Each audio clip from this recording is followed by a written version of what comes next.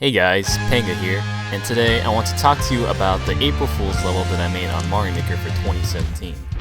So once a year, I like to throw all morals out the window and basically bring out my inner troll. Now if you know me, I generally try to make all my levels difficult but in a somewhat fair manner, but for April Fools, I like to make an exception. If you want to see the level that I made for last April Fools, which was basically a giant maze with every block basically killing you as well as a hidden springboard, I'll link the video in the description below. But now, let's get to this year's April Fool's level, Now You See Me.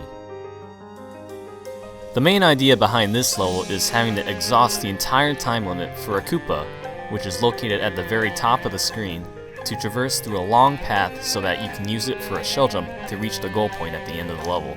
The twist? You can't actually see the Koopa. So how does this affect how the level is played? Well, in Super Mario Maker, sprites despawn if they are far enough off the sides of the screen, and if they aren't killed by Mario, they will respawn the next time you go back to their spawn location.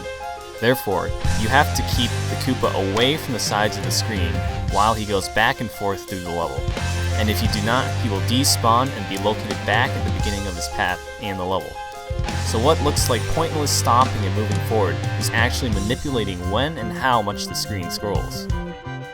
Halfway through the Koopa's long journey, things become a little spicier because I added conveyors randomly placed through the second half, which makes the Koopa speed up at different speeds and different intervals, so this makes you really have to pay attention and keeps your feet moving. The path that he must go through back and forth is also conveniently timed out, so that he falls with barely enough time to complete the level. The final trick is a normal shell jump, so make sure you don't mess it up. Oh, and another thing. I've placed invisible blocks with boomerangs in them, so you can't really jump at all while moving back and forth. They're put there because, why not? Basically, you have to use the entire 500 seconds in the level, which is exactly 8 minutes and 20 seconds. As of this video's posting, the world record for this level is actually 8 minutes and 18 seconds, so someone managed to beat it with 2 seconds to spare. So some of you may be wondering, did I really beat this level? Well, yes, just like last year, I beat this abomination of a level. So, how did you know when to scroll the screen if you couldn't see the Koopa? Did I use music cues? Did I use the amount of time left as reference? Theoretically, you could do it both those ways, but the way I managed to beat this level was actually quite simple. All I did was record myself playing the level way above an editor, so that I was able to see the Koopa, then use that video as reference when it came time to upload the level. The despawn areas on the sides of the screens are actually quite lenient, so you have some leeway when beating the level. And finally, did you die on the final shell jump when trying to upload the level? Sadly yes, I did. 4 times.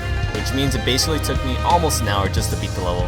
It was probably the closest I've come to actually wanting to throw my gamepad, so there's that. So do I expect people to beat this level? No. But again, it's only a troll level that I make once a year for April 1st, and it shouldn't be taken seriously. It was made purely for your entertainment, so I hope you enjoyed the troll. Without further ado, here is the completion video sped up for convenience. Thanks for watching.